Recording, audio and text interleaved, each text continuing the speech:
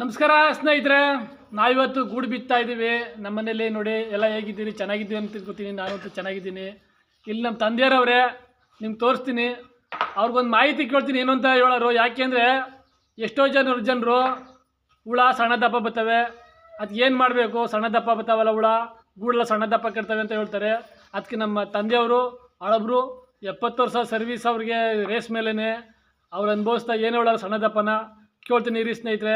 ಅದ್ರ ಪ್ರಕಾರ ನೀವು ನಡ್ಕೊಳ್ಳಿ. ಅಪ್ಪ, ಹುಳ ಸಣ್ಣ ದಪ್ಪ ಬರ್ತಾವಲ್ಲ, ನಮ್ಮ ಜನಗಳೆಲ್ಲ ಸಣ್ಣ ದಪ್ಪ ಅಂತ ಹೇಳ್ತಾರಲ್ಲ, ಯಾಕೆ ಸಣ್ಣ ದಪ್ಪ ಬಂದವು? ಯಾಕೆ ಸಣ್ಣ ದಪ್ಪ ಬಂದವು? ಮಂದ ಮಾಡಿಬಿಡ್ತೀರಿ, ಸಣ್ಣ ದಪ್ಪ ಬಂದ ತೆಳ್ಳು ಹುಳ ಮಡಗಿ ತೆಳ್ಳು ಸೊಪ್ಪು ಹಾಕ್ಬಿಟ್ರೆ ಚೆನ್ನಾಗಿ ಬರ್ತವೆ, ಒಂದೇ ಸಮ ಗೂಡು ಕಟ್ತವೆ. ಏನು ಮಾಡ್ತವೆ ಇದು ಇದಾಗ್ಬಿಟ್ಟು ಸಣ್ಣ ದಪ್ಪ ತೊಂಡೆ ಅವು ಇವು ಬರ್ತವೆ, ಚಿಗುರು ಸೊಪ್ಪು ಹಾಕ್ಬಿಡ್ತೀರಿ. ಮಂದ ಮಾಡಿದ್ರೆ ಏನಾಯ್ತು? ಮಂದ ಮಾಡಿದ್ರೆ ಒಡೆಯೆಲ್ಲ ಇದು ಸೇರ್ಕೊಂಡು ಮೇಯ್ತವೆ, ಮೇಯ್ದಿರೋಲ್ಲ ಮ್ಯಾಕ್ ಬರ್ತವೆ, ಸಣ್ಣ ದಪ್ಪ ಆಗೋಯ್ತವೆ ಹುಳ.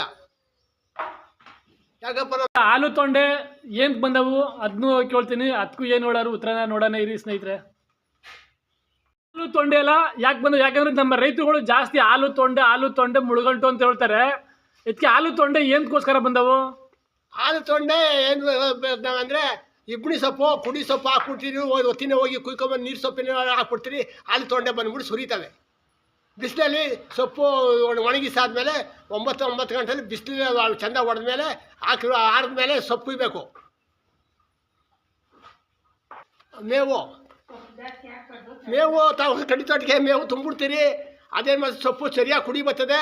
ಆವಾಗ ಕುಡಿ ಬಂದಾಗ ತಗೋಗಿ ಹಾಕ್ತೀರಿ, ಎಲ್ಲ ಮೇಯ್ತವೆ, ಅವು ಮನೆಗೆ ಹೋಗ್ತವೆ.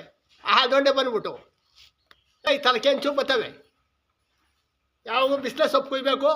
ಬಿಸಿಲಲ್ಲಿ ಸೊಪ್ಪು ತಂದು ಹಾಕಿದ್ರೆ ಏನೂ ಆಗಲ್ಲ. ಅವಕ್ಕೆ ಬೇಕಾದ್ರೆ ಬಾಡ್ಲೆ ಸೊಪ್ಪು ಹಾಕು.